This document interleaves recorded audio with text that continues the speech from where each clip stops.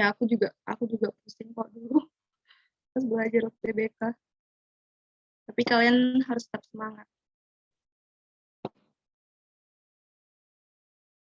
Yang lain nih gimana nih? Rencananya mau masuk jurusan mana atau udah kepikiran belum univnya?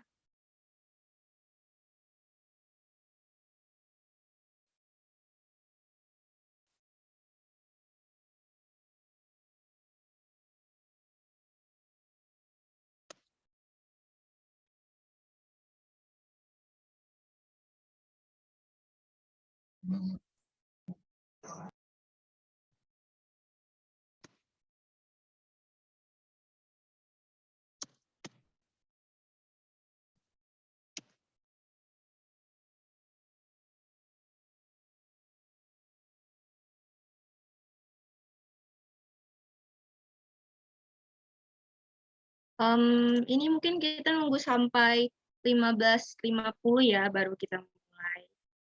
Soalnya biar ramai.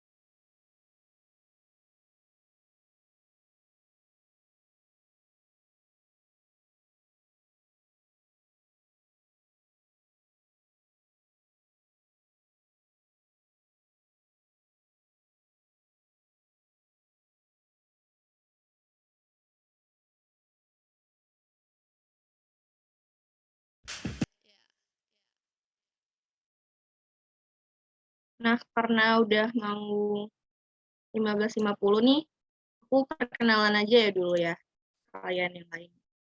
Nah, jadi pertama perkenalkan nama aku Putri dan aku dari jurusan Psikologi Universitas Brawijaya. Aku angkatan 2021 guys. Kalau misalnya kalian mau nanya-nanya atau apapun kalian boleh banget chat atau di Twitter juga nggak apa-apa. Yang lain gimana nih? Udah pada siap belum buat UTBK? Kalian mau masuk jurusan mana? Ada yang mau masuk psikologi juga nggak?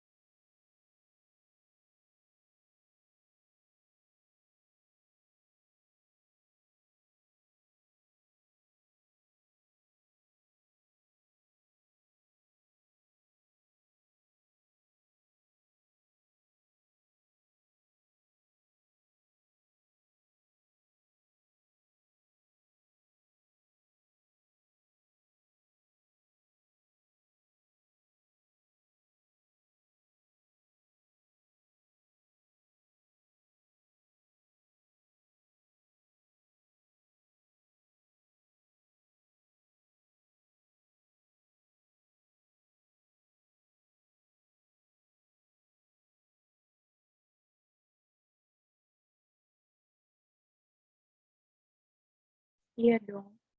Ini nih, admin juga psikologi ya.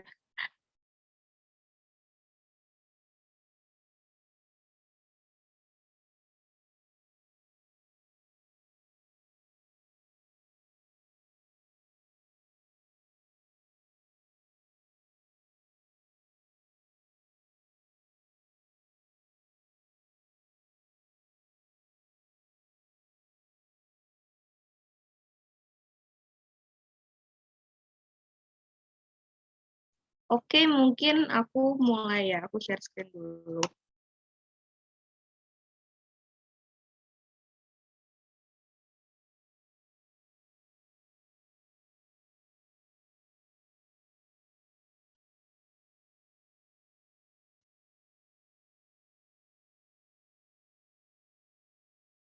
Share screen aku udah kelihatan belum nih di kalian?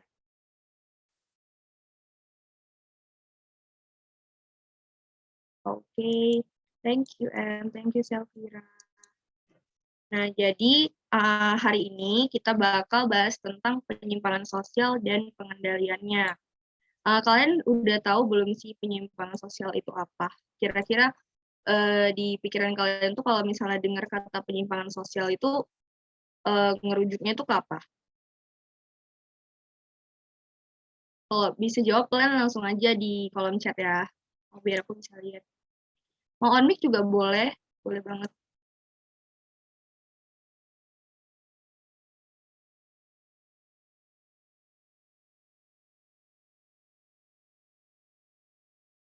Oke.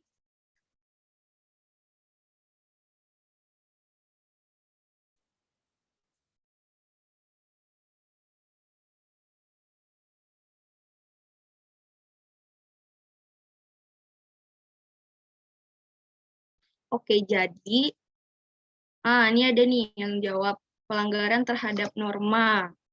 Nah, kita bisa lihat ya di slide selanjutnya. Mas, bener atau enggak?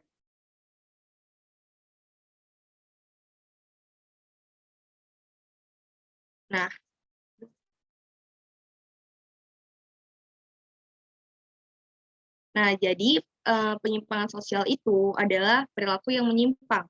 Dan perilaku yang menyimpang itu adalah perilaku yang tidak sesuai dengan nilai dan norma. Jadi M benar ya. Semoga sukses UTBK-nya M.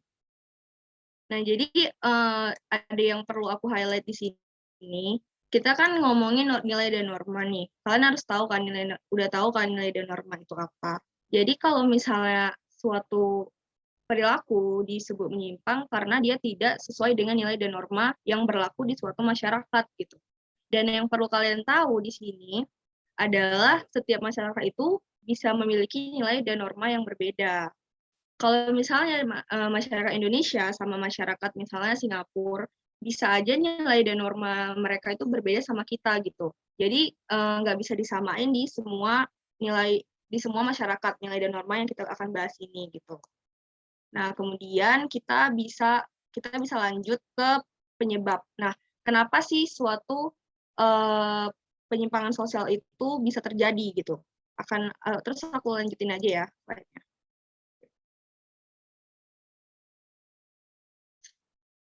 Um, nah, jadi ada penyebab perilaku menyimpang di sini. Yang umum itu ada dua. Pertama ada sosialisasi tidak sempurna sama different association atau subbudaya yang menyimpang. Gimana sih Kak sosialisasi yang tidak sempurna ini gitu? Nah, jadi sosialisasi yang tidak sempurna itu tuh terjadi karena pembelajaran yang tidak utuh. Pembelajaran apa? Pembelajaran nilai dan norma tadi. Ketika kita tumbuh dewasa dari kecil sampai besar, itu kan ada agen-agen sosialisasi nih. Orang tua, teman, sekolah, nah itu termasuk agen sosialisasi kan. Nah, kalau misalnya agen sosialisasinya itu tidak menjalankan fungsinya dengan baik, maka sosialisasi yang harusnya diterima sama seseorang ini bisa terjadi tidak sempurna dan menyebabkan perilaku menyimpang tadi. Nah, selain sosialisasi yang tidak sempurna, ada penyebab kedua yaitu suku budaya yang menyimpang.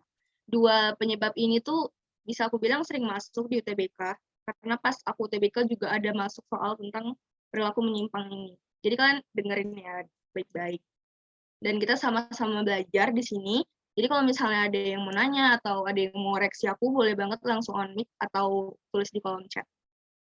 Nah, yang kedua atau budaya menyimpang ini dikemukakan oleh Edwin Sutherland. Jadi beliau mengatakan kalau misalnya penyebab perilaku menyimpang itu karena interaksi dengan kelompok yang nilai dan normanya itu tidak sesuai dengan norma yang ada di masyarakat itu. Ini nanti aku bakal bahas lebih lanjut di slide selanjutnya. Nah, sekarang kita bisa ngomong tentang teori penyimpangan sosial. Ini seru banget. Jadi kalian semoga kalian paham ya. Pertama ini ada cultural transmission tadi yang aku omongin pada penyebab. Nah, ini tuh dikemukakan sama si Edwin Sutherland. Jadi beliau mengatakan kalau misalnya penyimpangan diperoleh melalui proses ahli budaya atau cultural transmission tadi. Contohnya nih, seseorang masuk ke kelompok baru dengan nilai dan norma yang tidak sama seperti kelompok lamanya gitu. Tapi nilai dan norma yang ada di kelompok itu tuh tidak sesuai dengan yang berlaku di masyarakat. Jadi dia sesuai intensitasnya atau frekuensi dia bersama kelompok tadi itu bisa mempengaruhi dirinya dan menyebabkan perilaku menyimpang itu. Nah, itu teori dari Edwin Sutherland. Nah, teori kedua ada labeling. Ini juga sering masuk di UTBK, labeling, pasti kalian sering dengar, atau cap, atau julukan, atau omongan orang lain ke kita. Dan ini dikemukakan oleh Edwin Lambert. Nah, jadi beliau mengatakan kalau misalnya perilaku menyimpang itu bisa terjadi secara berulang kalau misalnya ada cap yang diberikan masyarakat kepada seseorang. Contohnya nih, ada seorang anak, dia bolos sekolah. Dia bolos sekolah sekali, 2 kali gitu kan. Tapi ternyata teman-temannya itu udah ngecap dia, "Aduh kamu tuh tukang bolos, dia tuh selalu bolos di sekolah," padahal dia cuma sekali, 2 kali doang gitu. Dan karena cap yang udah diberikan kepada dia dan dia udah percaya kalau dia udah nganggap dirinya itu tukang bolos gitu. Selanjutnya dia jadi bolos lagi dan berulang dah penyimpangan itu. Kan kalau gitu jadi bahaya kan, bisa jadi penyimpangan yang lebih besar gitu. Dan kita bisa ngomong kalau misalnya labeling ini tuh juga berbahaya ya buat kesehatan mental kita. Kemudian ada teori ketiga, yaitu teori tipologi adaptasi. Ini lumayan panjang penjelasannya, tapi aku akan coba sesingkat mungkin. Jadi ini tuh dikemukakan oleh Robert Merton. Pasti kalian juga udah sering dengar deh bapak ini. Jadi beliau mengemukakan kalau misalnya perilaku menyimpang itu bentuk adaptasi situasi tertentu dan disebabkan oleh struktur sosial.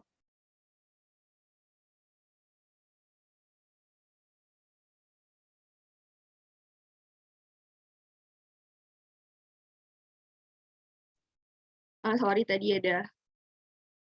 Oke, jadi gimana sih bentuk adaptasi atau struktur sosial tadi gitu? Kenapa dibilang perilaku menyimpang terjadi karena struktur sosial? Karena jadi ada konsep yang bernama anomi. Jadi Robert Merton ini mengenalkan anomi yang berbeda dari Emil Durkheim.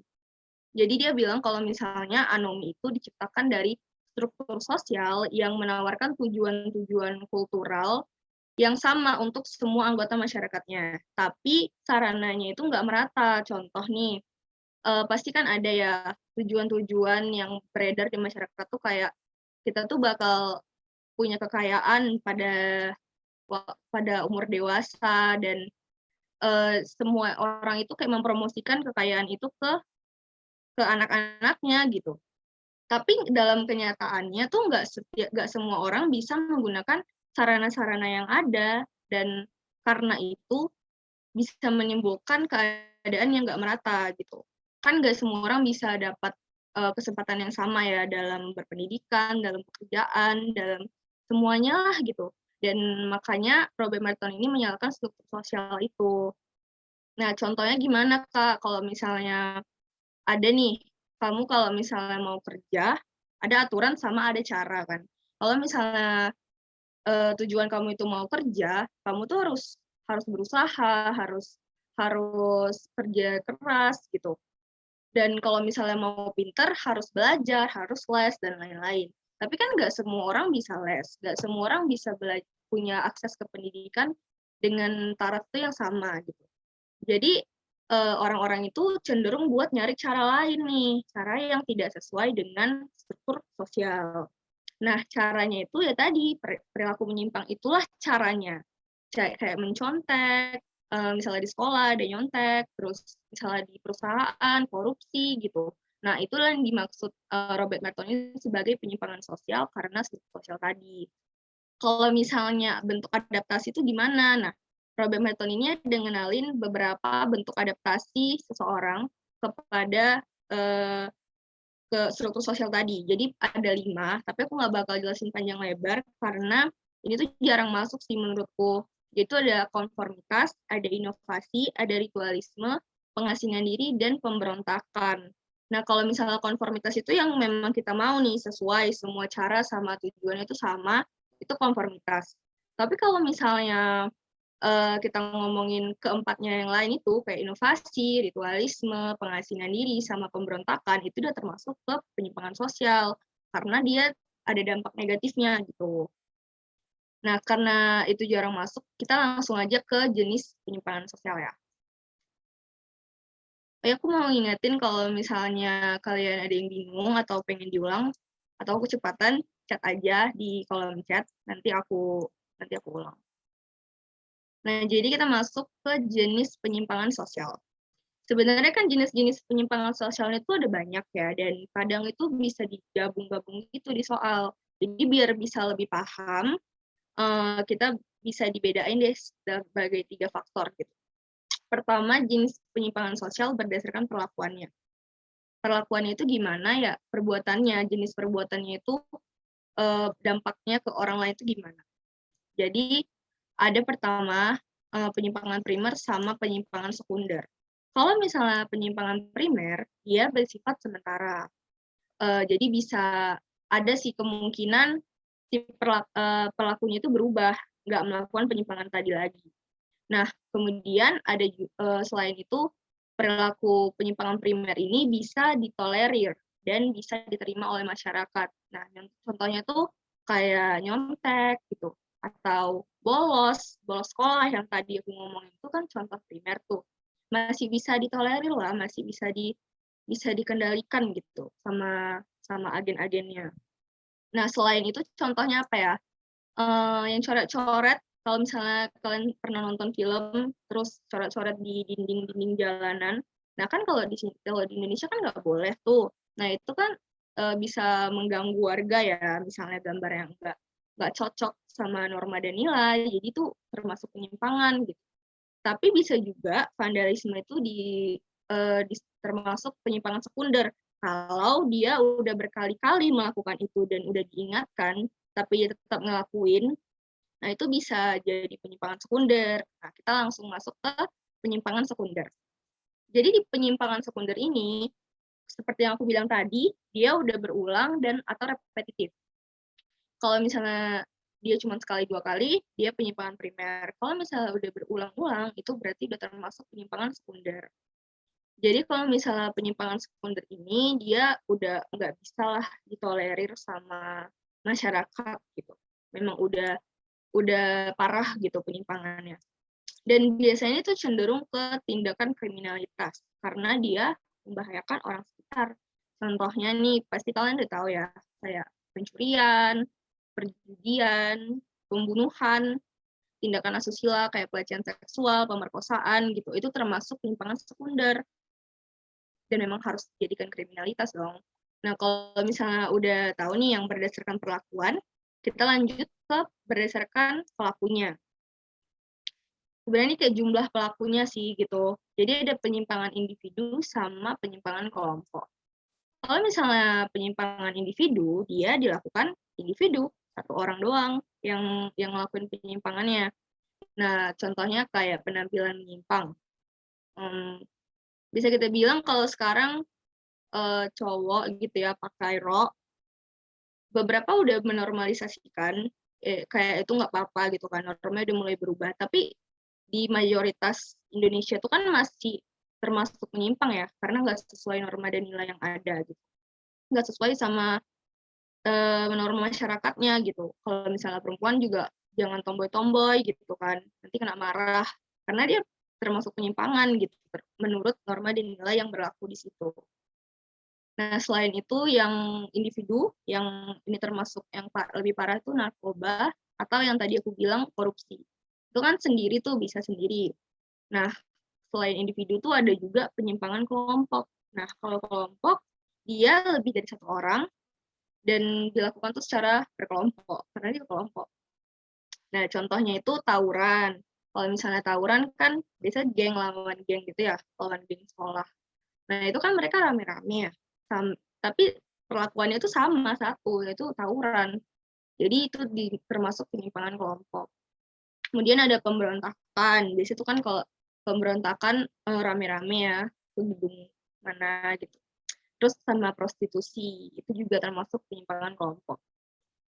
Nah, selain ada penyimpangan yang berdasarkan pelaku, ada juga berdasarkan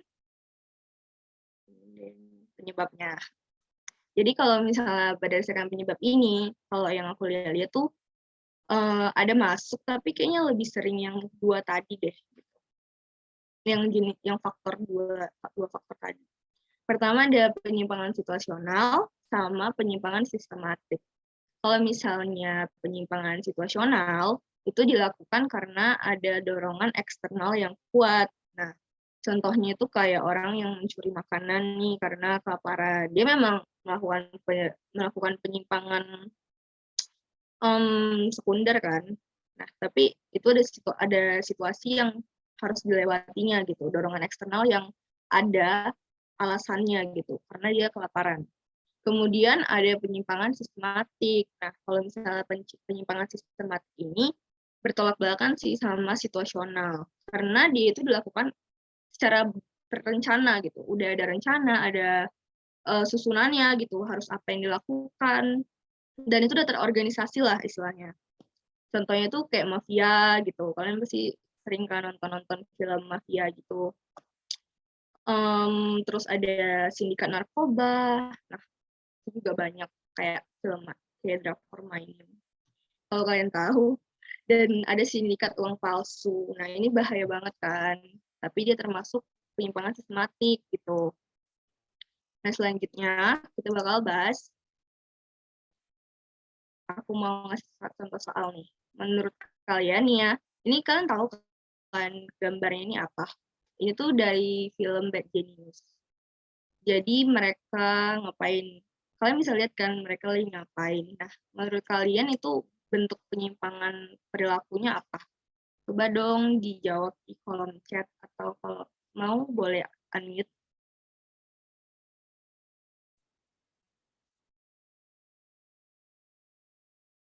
Yuk guys,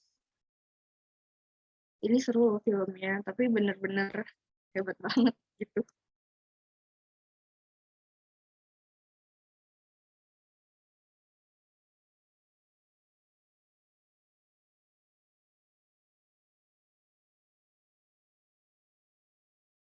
Langsung aja di kolom chat. Nah, itu ada M tuh, ada yang jawab D. Yang lain gimana? Ada yang mau coba juga nggak?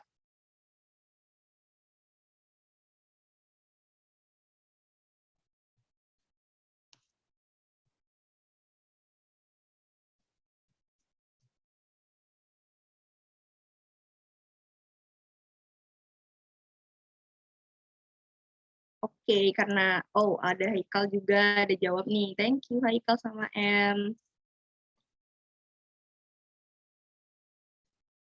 Nah, jadi ini nih ya, Selvira juga jawab. Oke, beda lagi.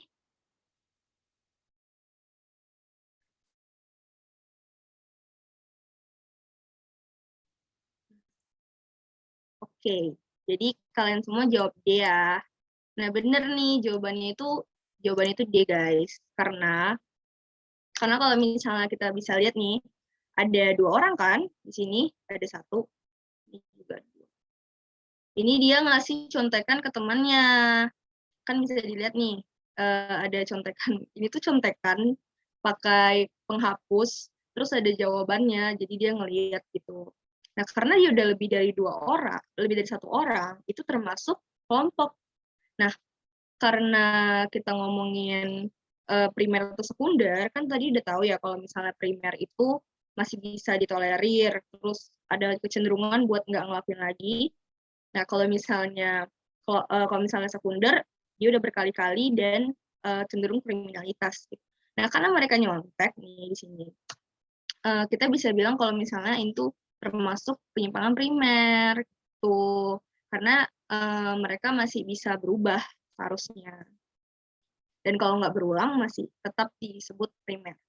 Sebenarnya ini kalau misalnya kalian nonton ya, itu bukan 1 orang doang, banyak lagi yang ikut nyontek tuh, tapi cewek ini yang jadi apa ya, jadi pengendalinya gitu deh, heeh, jadi nomor 1-nya. Oh, ada Haikal, mau nanya apa nih? Boleh boleh boleh, langsung aja.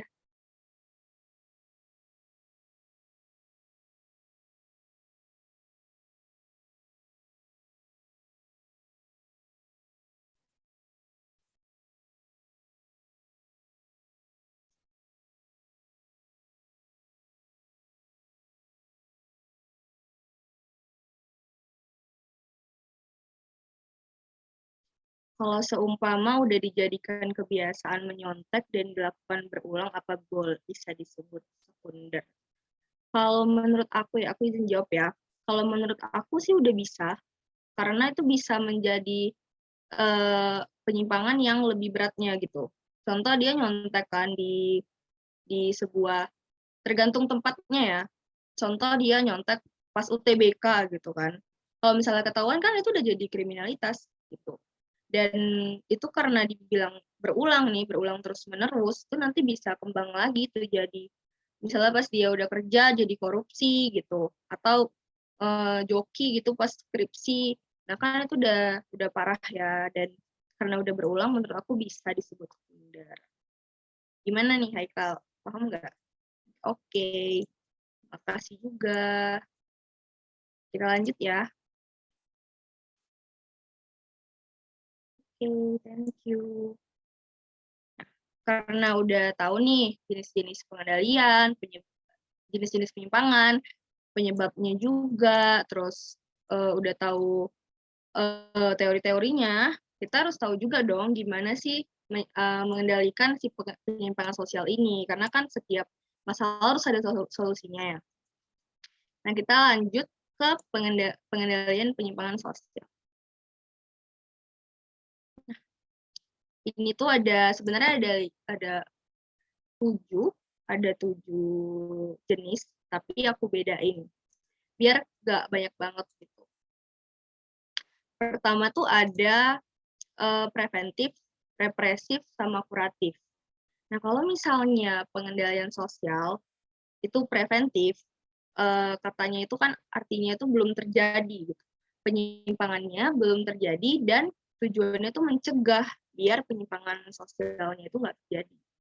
Kalau misalnya represif gitu, kalau misalnya represif, dia penyimpangannya itu udah terjadi dan dilakukan melalui hukuman, dan tujuannya itu buat memulihkan keadaan. Contohnya tuh gimana ya, kalau ada, aku bisa nyontohin deh kalau preventif sama represif ini dalam satu konteks. Misalnya pedagang kaki lima yang di jalan itu kan harusnya masuk ke kios-kios yang udah disediakan pemerintah ya jualannya. Jadi pas preventif tuh udah dijelasin, disosialisasikan, oh ini nanti kalian jualannya di kios-kios ini ya gitu. Nah, kayak udah disosialisasikan, terus diimbau gitu buat jualan di sana gitu. Tapi kalau misalnya mereka ngulang-ngulang, bisa jadi represif gitu pengendaliannya karena udah nggak ada lagi cara yang bisa dilakukan.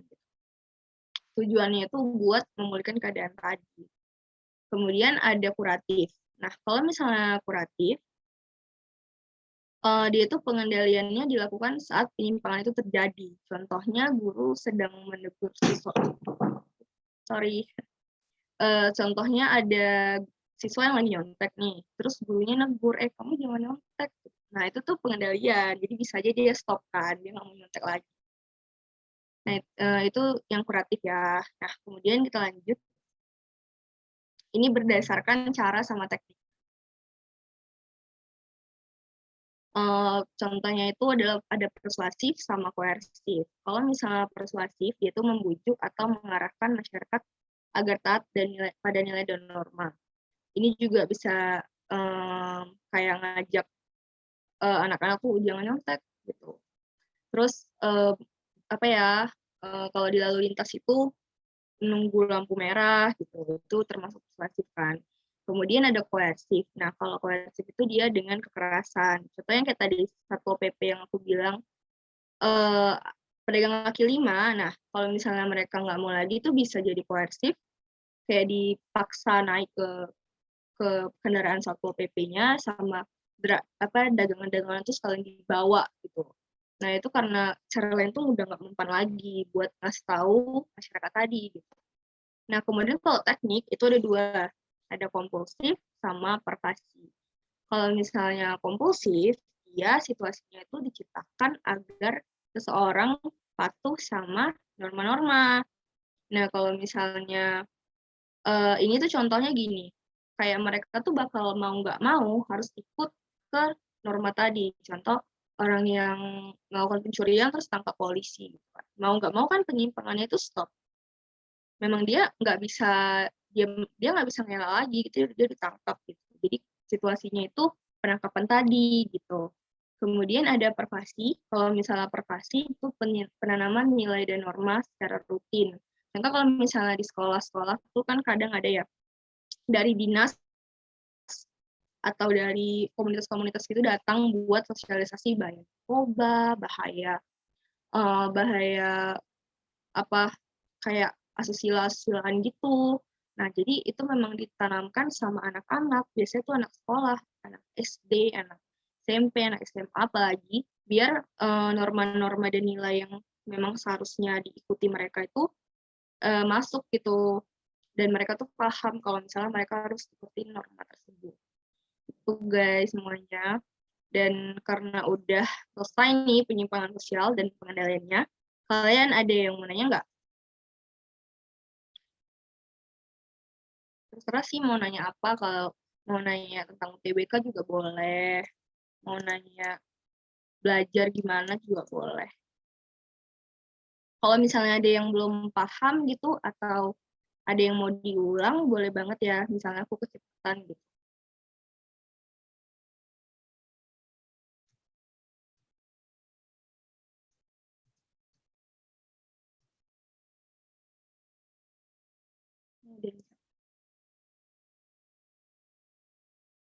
Oh, ini ada Salvira sama M. Tunggu ya Salvira, biar aku, ini nih ada M mau nanya, slide penyimpangan sosial berdasarkan penyebabnya. Bentar ya.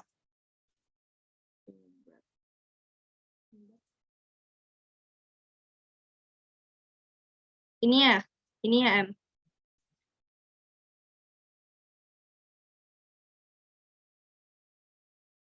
Ya gitu.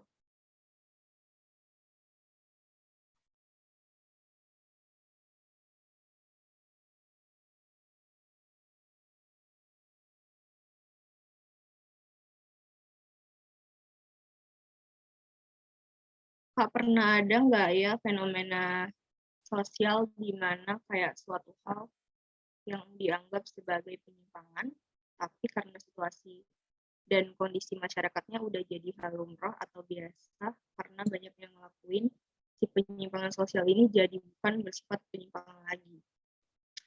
Ada sih contohnya, kayak kayak yang tadi aku bilang nih, di suatu masyarakat kalau misalnya kita laki-laki pakai rok gitu, itu kan dulu tuh memang kayak bener-bener di ditentang banget gitu ya, nggak boleh gitu. Udah termasuk penyimpangan nih, ini banci atau gimana gitu. Padahal ya sekarang kalau misalnya kita lihat tuh udah banyak dan rata-rata tuh udah banyak yang dukung kan masyarakatnya, udah jadi biasa gitu. Dan memang beberapa beberapa masyarakat gitu ya, kita nggak bisa bilang seluruh Indonesia, Tapi beberapa kota atau beberapa budaya, memang ada yang udah nerima dan dia tuh nggak termasuk penyimpangan sosial di masyarakat tersebut, gitu. Tapi kalau misalnya kita mungkin masuk ke daerah-daerah yang memang masih kontroversi sama, isu tadi gitu, nah itu bisa jadi penyimpangan sosial di mereka dan jadi jawabannya itu bisa dan ada, gitu. Ya sebenarnya, selama itu tidak merugikan masyarakat ya, jadi dia bisa berubah menurut aku, selama dia nggak membahayakan masyarakat atau dibilang penyimpangan sekunder gitu, dan itu bisa terjadi, yang tadinya, eee, penyimpangan jadi nggak penyimpangan lagi itu bisa terjadi. Menurut aku tuh bisa buat penyimpangan primer. Kalau misalnya sekunder gitu, kayak apa ya, contoh penyimpangan sekunder tadi kan pembunuhan gitu, atau pemerkosaan, pelecehan seksual, menurut aku itu kan, bener-bener udah nggak nggak bisa ditolerir lagi dan kalaupun memang jadi tidak penyimpangan itu harusnya tidak bisa gitu.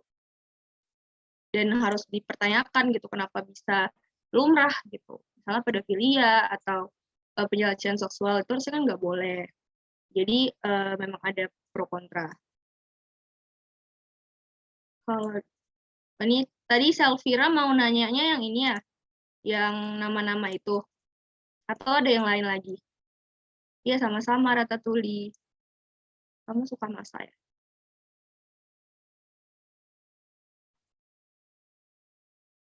Oke, jadi kalau di UTBK nama-nama tokoh, mmm, aku bisa bilang kalau nama tokoh nggak banyak, tapi buat pengalaman aku sendiri, pas tahun lalu itu ada dapet, teori interaksi sosial kalau nggak salah yang Kuli, yang Looking Glass Self.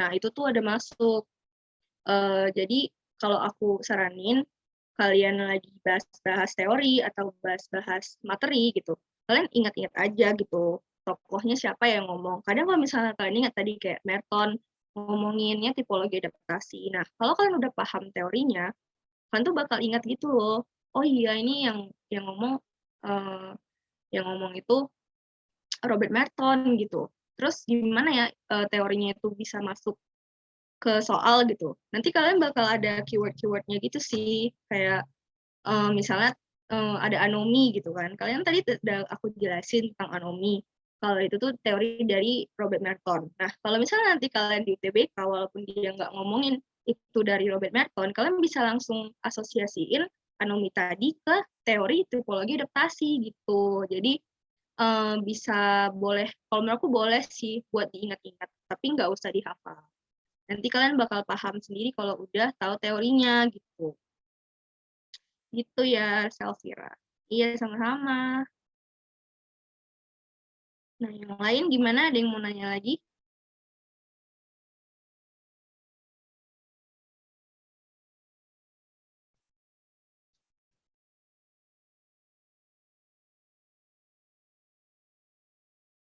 Kalian kalau misalnya masih 4 bulan lagi, masih banyak banget sih waktu menurutku. Karena aku mau sharing-nya, pas aku kan 2020 tuh UTBK pertama. Nah, aku linjur gitu. Kalian ada yang linjur nggak? Nah, karena linjur tuh aku waktu yang buat belajar TKA-nya tuh dikit kan, kayak cuman sebulan doang, karena aku baru mutusin linjur pas deket banget UTBK gitu. Jadi memang kebanyakan apa ya, ngebut gitu. Nah, karena kalian masih 4 bulan nih, boleh banget kalian kayak, eee, catet-catet dulu yang materi yang kalian kira susah gitu. Nanti yang akhir-akhir tuh bakal lebih gampang buat ngulangnya. Nanti kalau misalnya ada yang mau catatan gini yang penyimpangan sosial, aku juga bakal sharing kok nanti. Ada yang jadi groundmate nggak sih di sini yang udah jadi groundmate? Nah, bisa banget nanya nanya catatan gitu, boleh. Mmm,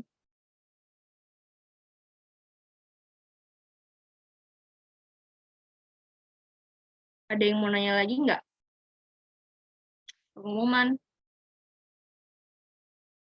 belum diumumin. Oh iya, belum ya? Aku kira udah. Oh, iya iya iya iya iya. Sorry ya. Nanti kalau misalnya jadi groundmate selamat,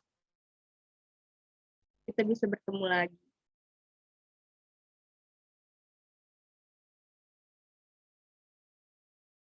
Pasti seru deh kalau kalian bareng-bareng gitu belajarnya.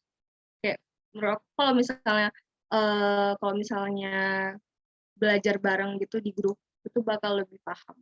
Terus kalian bisa saling nanya-nanya, sering bersoal, gitu. Seru deh pokoknya.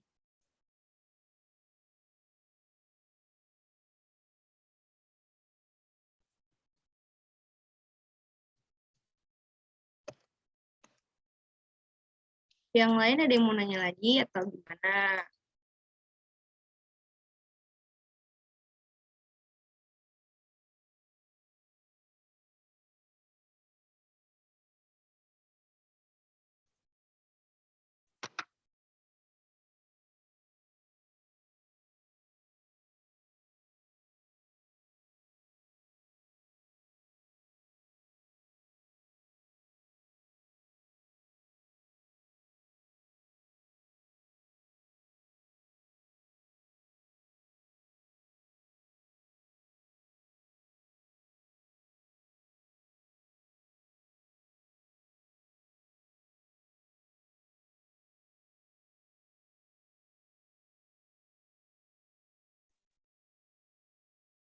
Nah, nggak ada lagi ya yang mau nanya?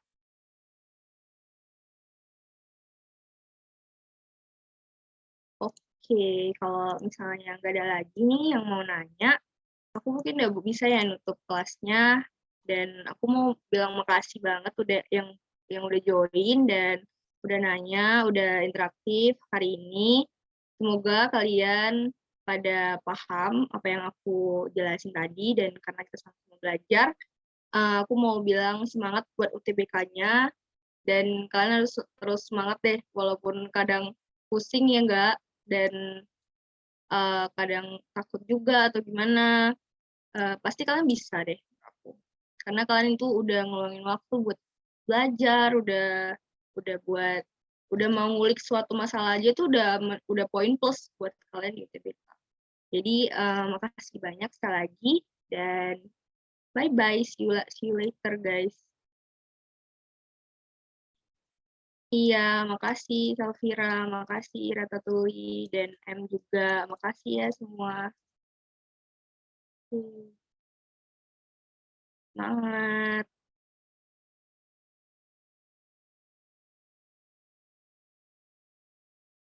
Makasih juga, Haikal.